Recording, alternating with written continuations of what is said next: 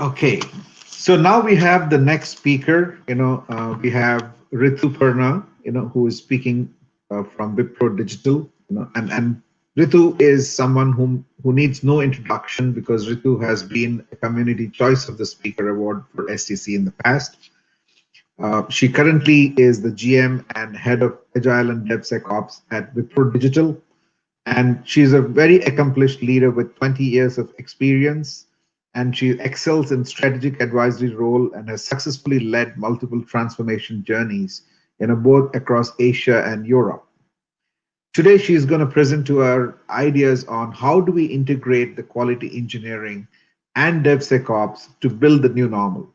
And that's a very apt fitting for designing the future and the new normal for all of us. So welcome to Ritu, and uh, Ritu, all over to you. Thank you so much, Pradeep. Thanks to the STC team as well as thanks to the audience. I was telling Pradeep before I joined that I've got a really bad cold combined with an allergy. So if I take a couple of sneezing breaks, you will need to excuse me. Let me just try and share my screen, and do let me know once the screen is visible. Are you able to see my screen? Yes. Okay, great. Now, I'm sure none of us anticipated meeting like this, but as I was telling somebody, that life has new challenges in store for us every day. And yes, I am talking about the big elephant in the room, that's COVID. And COVID has really put the new in back into the new normal. So countries are on lockdown, whether you look at India, UK, US, the names go on. Businesses are functioning with employees working from home, and people are interacting remotely like we are doing right now. Now, what's happened, interestingly, on the business side is that businesses have been forced to change the way they work and the way they engage with their customers. I was reading an analyst report, and analysts have actually confirmed that businesses that can shift their technology capacity as well as their investments into digital platforms will be able to mitigate the risks of COVID 19 and keep their companies running smoothly. So they'll actually have to start focusing extensively and increasingly on how do they improve their online to offline ratio as far as the technology journey is concerned, and all the while create more and more frictionless experiences for all of their consumers throughout the world. Now, what we have seen in the last couple of months, and this is something that I've personally experienced with my customers, is that while the responses to COVID 19 have been varied, the organizations which have a higher degree of business agility are the ones who have actually been more successful. And when we talk about business agility from an IT perspective, it's usually reflected by the organizations having better engineering agility, because better engineering agility actually helps them reduce time to market and provide the organizations a better feedback and the ability to react faster to change. Now, increased engineering agility is easier said than done, and I'm sure a lot of you over here would have experienced that yourselves. And that's fundamentally because modern software delivery has multifold of challenges. So let's talk briefly about some of them. Now, in a scenario where your infrastructure is so complex, right? You've got combinations of things being either on cloud or virtual or on-prem and whatnot. Your process becomes more and more complex. How does work flow? How do approvals happen? What are the kind of quality gates that you put into place? What are the kind of security gates that you put into place? Right? With cloud proliferating, with its low latency, high amount of bandwidth, and increasingly trusted computing and storage, the options of excuse me, either doing cloud native development or deploying to the cloud is becoming extremely attractive to our customers. Now, with all of this, what's happening is that businesses are saying that today you do not have an option for making an error. One mistake, my customer will have 10 other choices. It's a buyer's market. So how are you ensuring that you're putting greater amount of quality, greater amount of resilience as far as your application is concerned? Now, especially due to COVID, when everybody is trying to innovate, the pressure is on time. And today, time really is money, right? A day lost is a day that we haven't earned the money for the company or for the employees or for the stakeholders. So how do we create a system, given all of these complexities, which will allow us to release applications more safely? Now, one thing which is obviously becoming more and more true is that modern technologies are being more open, they are API driven, they're connected. So a lot of your security rules or your control rules have to integrate with these technologies. Your frameworks need to be controlled and flexible at the same time, because it has to accommodate these evolving technologies. And the pace at which technology is changing, one needs to assess the risk constantly rather than it becoming just a periodic exercise. So if you look at the application teams, if you look at the CISO organization, there's every single day there is something new which is happening, which is just going ahead and increasing the challenges for the teams. And last but not the least, and I'm sure as testing professionals, all of you will be aware of this. And I like to use a particular phrase that a stitch in time saves nine. So any defect, any risk, the any vulnerability, if we catch it immediately, we fix it immediately, it's a lot easier for us in terms of the effort, in terms of the cost. As time passes by, there's an exponential increase in all of that. So these are the various challenges which the modern software delivery organizations face, and the applications team end up facing. So, what are organizations to do? While there are multiple strategies, one of the strategies that I'm obviously going to be talking over here is to drive engineering agility through the adoption of DevOps or DevSecOps. Now, whenever we talk about DevOps or its various, with various variants, right? So you have DevSecOps, BizDevOps, DevSec, BizDevSecOps. So there are multiple variants that you see. Uh, what we need to keep in mind is that it is not just about, having a lot of CI/CD tools and just investing into those CI/CD tools and ensure and hoping that things are going to just fall in place and people will adopt it. Now, in my experience, DevSecOps really touches multiple building blocks. And it's a kind of a change and a transformation that happens within an organization and helps an organization to drive not only the continuous value delivery, but really helps the organization achieve faster time to market. So let me touch upon some of these elements that, when we are adopting DevSecOps, that will get impacted. First is in terms of organizational flow. Now, the key thing, when we look at time to market, and if you think of a process, right? Uh, if you have a smooth pipe, water flows in very, very easily, as compared to if you have a pipe with a lot of bends, right? Similarly, when we are trying to deliver value, so if you look at concept to cash, you need to ensure that your process is a smooth process with as little handoffs or hops or deviations as possible. So you really need to look at reorganizing, your structures to eliminate those handoffs, which means you'll have to look at redesigning your teams, which means you'll have to start building what we call a product mindset. The next thing which gets impacted is about process. So as much as you're talking about new processes, one of the core things that has to be looked at is in terms of, are you automating whatever is manual? Are you integrating your controls and the various things that I talked about earlier as a part of your automated process? Because that is how you will make the process more seamless and how you'll make flow happen. Because if it is a manual process, the chances are high of making error. If you do not have things integrated, you really have to break the process and get inputs from here and there. So how are you looking at your process? The third thing which this will impact is in terms of your entire portfolio and project strategy. So do you have a flexible approach with an available pipeline of portfolios or projects, where you have you have a very transparent approach, which you have incremental progress, which is governed by metrics that matter. So database decision making, especially in terms of portfolio and project management, will become extremely important. That's something else which your entire DevSecOps strategy should be helping the organization with. Fourth comes the ways of working, and really adoption of agile to ensure that you're focusing on iterative value delivery.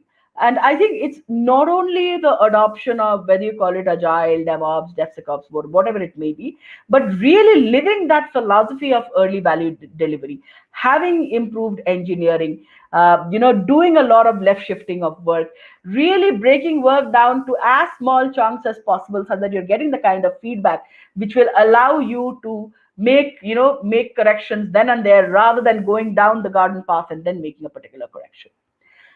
The fifth is in terms of mindset, again, people related, which is really not only looking at, new and fancy tools and new and fancy processes, but thinking differently, behaving differently. So working in a model where you have common goals, shared responsibilities, working in a model where dev, QA, ops all work as a single team. So it's not a me versus you, not a we versus them, but really an us, and having that ability to learn from failures. Now, if you look at the more technical side of things, and that's what you'll see on the right hand side of your screen, in terms of looking at automation and your cloud strategy, which is closely interlinked with the DevSecOps strategy that you'll have. So are you having a software defined infrastructure with hybrid capabilities? Are you adopting continuous integration whereby you have repeatable and automated build with code inspection as well as packaging? How are you looking at building in security? So do you have a strategy of adaptive security controls, security gates which are integrated into your SDLC process? The entire big strategy around continuous testing and delivery, where you need to have iterative and automated testing done, so which will enable you to do rapid as well as reliable deployment as well as release automation. And last but not the least, looking at continuous operations, which is fundamentally non-disruptive change with autonomous self-healing, scaling, etc., through advanced event correlation and metrics. So these are all the various things that gets impacted when we talk about DevSecOps, and quality engineering becomes a large part of this entire strategy. So when we look at adoption of this kind of a strategy, there are fundamentally three key pillars of change across the organization. It's actually covered in what I just told earlier. So let me just break it down into these three main pillars. First is in terms of the new ways of working, where you really need to look at process design to enable continuous flow, as well as engineering design. So how are you left shifting? How are you reducing waste? And so on and so forth. The second, in terms of your operating model. So what's the kind of team design that you're having to really ensure smoother flow? What's the kind of people design that you're having to enable this? And last but not the least, your entire platforms and automation strategy, such that you have standardization and orchestration across your entire organization with compliance getting inbuilt. So these are the three broad areas that become very important to realize a strategy around an integrated DevSecOps and quality engineering. So let me talk a little bit around some of these things in the subsequent 10 to 12 minutes. Right? So when we talk about the process design for continuous flow, really designing a process for continuous flow ends up looking at three core philosophies. One, you should look at continuous flow from planning till deployment. Second, doing this for a single team is easier, but when you have organizations where multiple teams are working, you really need to design a system which takes care of this multi-team synchronization, and you can do that very easily by the use of appropriate engineering tools. And last but not the least, when you're ensuring continuous flow, ensure that you're creating appropriate level of gated and approval based route to life process. What I fundamentally mean is that if you have a process, right, and if you've integrated the right kind of quality or security gates, and if those with the right amount of thresholds based upon your organizational strategy, as long as those thresholds are met, the flow continues till the next stage and the next threshold. So you don't really have to break the process, get a manual approval, and then come back again. So that's how you need to design the process for continuous flow. Now, in reality, what we have seen is that continuous flow requires two things. First is the route to live flow of the application artifacts, and this is what you see on the top part of this diagram. This is something which is generally owned by the apps team or the feature teams. In parallel, right, what we will also need to look at the infrastructure agility, which is to infrastructure as code. Now, this is typically something that is looked at by the system or the DevOps team. Now, what we've done in Wipro is we've created an integrated CI/CD flow for building industrialized, robust integrated CI/CD or continuous delivery pipelines. Now, this flow is further enhanced by integrating security upstream. Now, this is something that we call continuous and adaptive security, which fundamentally means that across your entire route to life, how do you integrate security, right? Now, a lot of times when we talk about integration of security, we get into saying that, are you doing DAS, SAST, etc. I think it goes a little bit beyond that. Really looking at things like, are you integrating security? Are you including security hooks during development? Are you building in security unit test? Are you monitoring continuous drift? What are the kind of secrets management that you're adopting? Are you doing pen testing at a later point of time? What are the kind of threat modeling that you are doing? Fundamentally, the intent is to ensure that you don't have to come back to something at a later point of time, which could have been addressed proactively with the right kind of process as well as the right kind of controls and gates.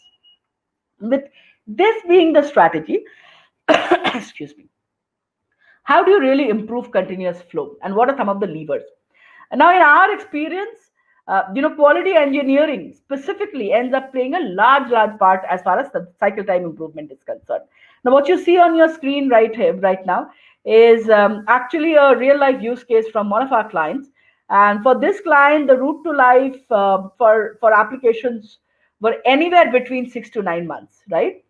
So the circles that you see on your screen right now are basically the kind of time it took for the various steps around testing. And of course, the client at this point of time was following a kind of a waterfallish model, trying to move towards agile.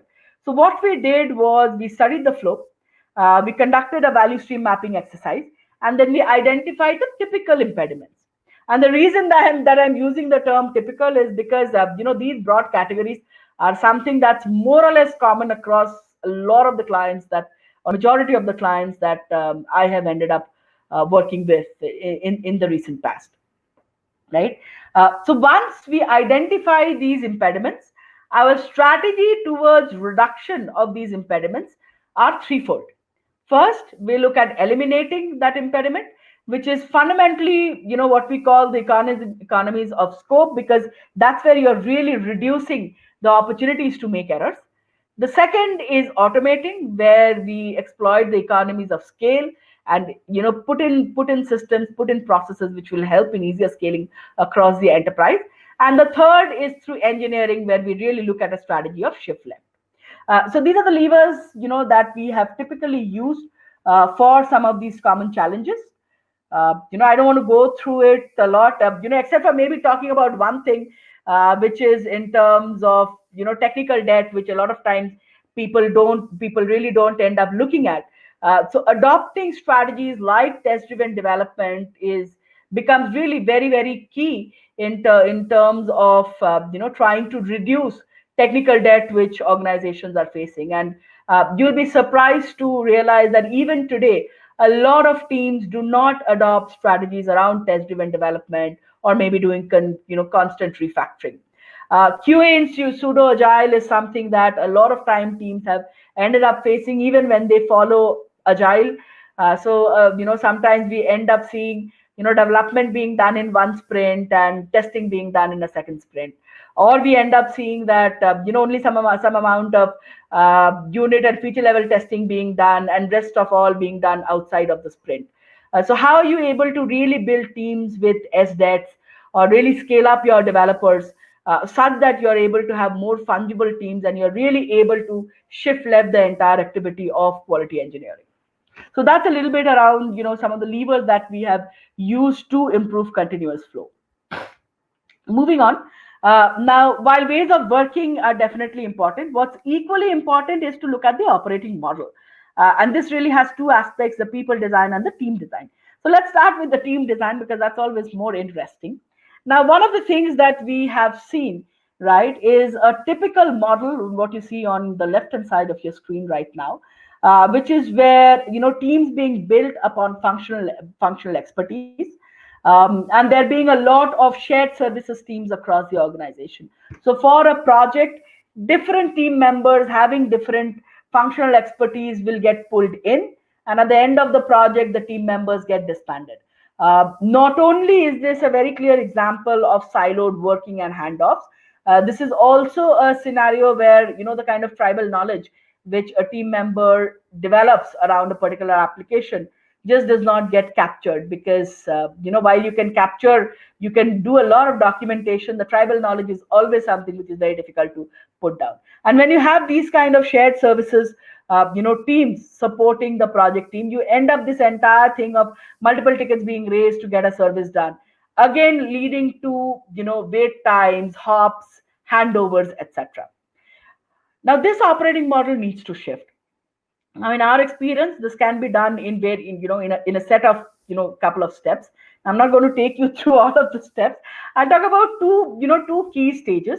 First stage, where, which I call typically the intermediate stage, which is fundamentally a stage where the organization starts adopting agile, building, including the basic testing where you do your functional testing, your regression testing, integration testing, building those into the sprint, maybe looking at your operations side, especially your production support, and the L3, which is your minor and major enhancement, building, including that as a part of the Scrum team's backlog, right? So you will have enablement cells or search teams, coaches, which really help drive this transformation. Again, the easier step is to just form teams or ring fence teams. I think the harder step really becomes in terms of putting together a model where the team can really start working. So there's extensive amount of coaching and enablement which gets required at this point of time. The next comes what I like to call as the North Star. And this North Star is really one where an organization is able to create teams which are really end to end, able to take care of, able to manage their own destiny, so to speak. So right from design to build to security to even L2, L3, they end up doing everything by themselves. And the reason why a team is able to do this is they've used extensive amount of automation, done extensive amount of process leaning, such that in the same capacity they are able to do a lot more of the lot more of the work. Now, one thing which one needs to realize is that this is a vision, right? It is not absolutely necessary that every single organization and every single team in the organization needs to aim for this kind of a vision. An organization might decide to go anywhere in between, because fundamentally putting together a structure like this or having a model like this is going to be extremely expensive for the organization, because not only do you have to invest into, let's say, automation, maybe architectural modernization, you'll also have to invest into building the skills of your people. So as I said, an organization might decide for certain applications to adopt this kind of a model, and for certain others to stay somewhere in between. The operating model that gets adopted is fundamentally a function of the kind of speed that the organization wishes to have as far as their business or their particular value stream or their particular application is concerned. However, this can always be a North Star which the organization can look at aiming for. Now, as a part of this North Star, what obviously becomes a key part is people. And that's where this entire story comes in terms of how do you start, multi-skilling people, cross-skilling people. And I'm sure you would have heard of, terms like I-shaped individual, T-shaped individuals, and so on and so forth, which fundamentally means that you're moving on from being uni-skilled or expert in one area to being multi-skilled. So T is really one where you have a in-depth expertise in one area and a breadth of expertise in another area, right? Now, usually, and this is something which I have seen, that conversation starts saying that, I need to have I-shaped competencies, T-shaped competencies, pie-shaped competencies. Now, pie-shaped competency is basically a competency where an individual has two areas of in-depth expertise and another area of broad expertise. Now, let's be very clear, while we would always like to cross-skill ourselves, the expectation somewhere changes that every single individual in the team needs to be a pie-shaped member. And that really becomes it's almost like a pie in the sky kind of a dream, because it's costly and it's time consuming.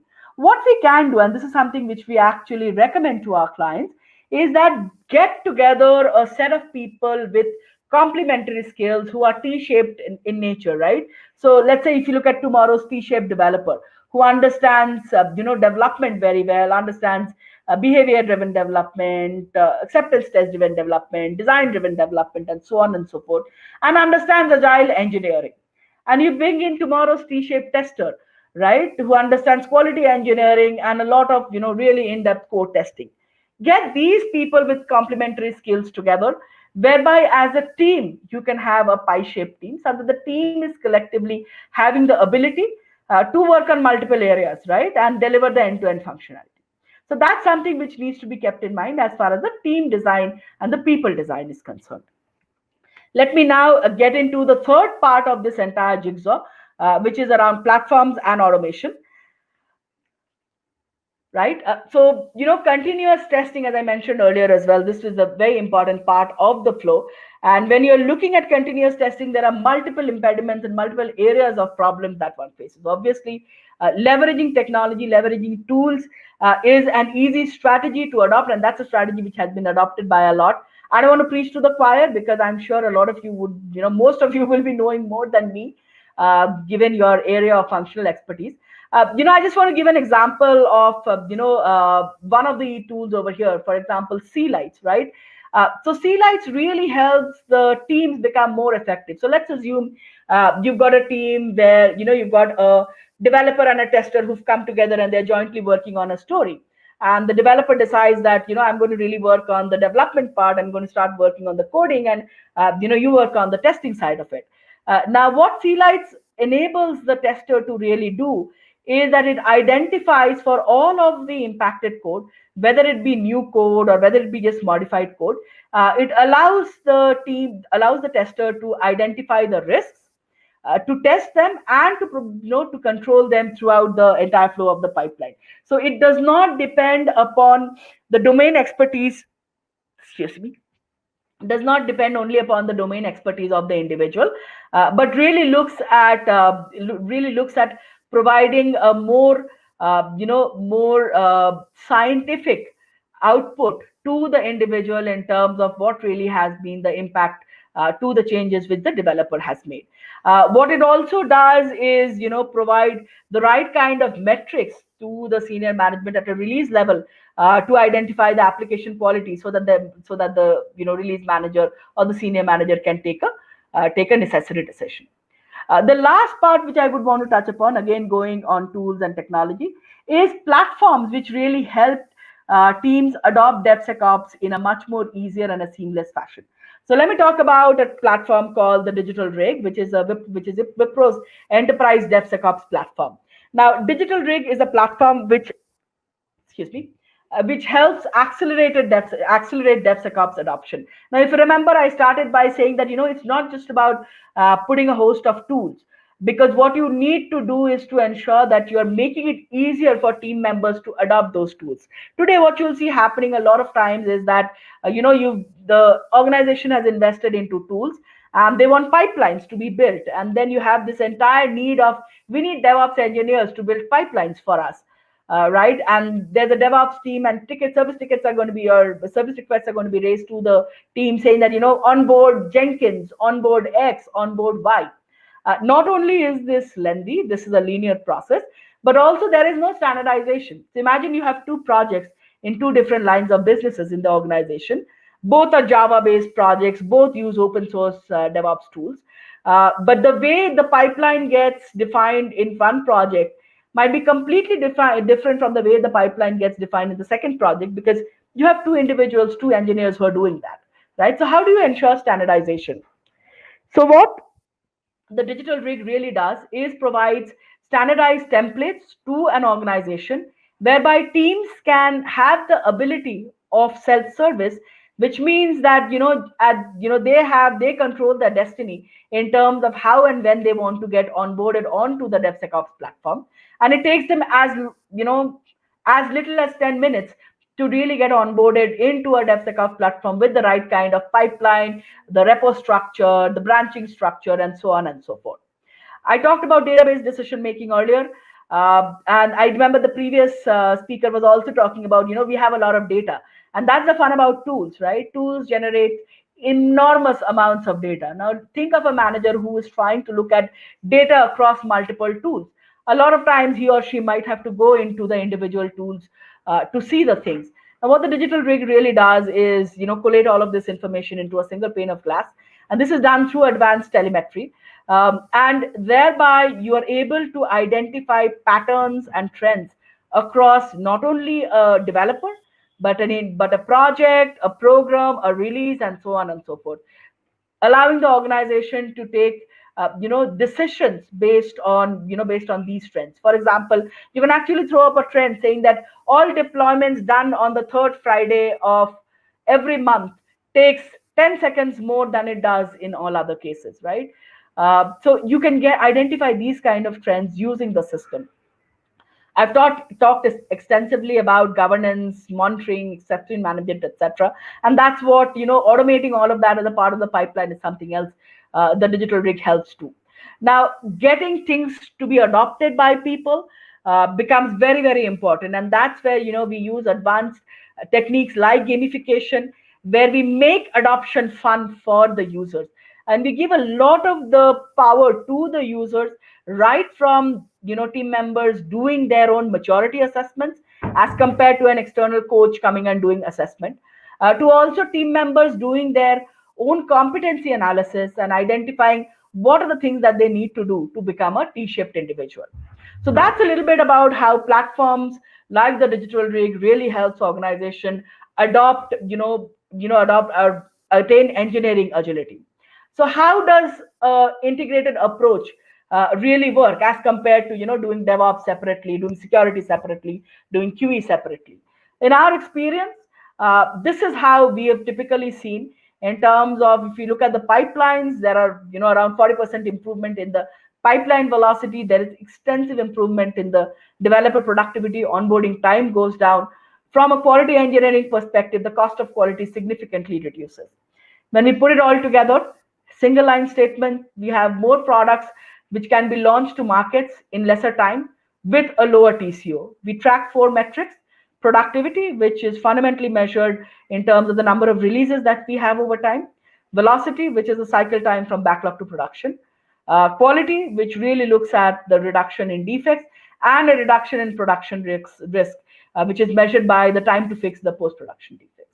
So that's how we have seen integration of quality engineering and DevSecOps really play a large part in terms of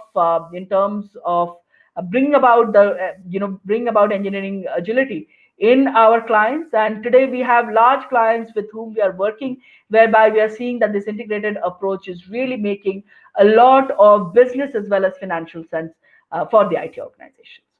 So I think I'm just about 2 minutes over time. So Pradeep, in case there are any questions, maybe yes, I can take them, or I do have a hard stop, so maybe I can take just one question. Perfect. It's only one question that is very pertinent from the audience. Sure. The question is, the framework which you explained is fantastic. It's really enlightening. Can this also be extended to a public cloud environments, or is this something that has to be done with a specific technology restrictions? That's the question from the audience. So is this referring to the platform?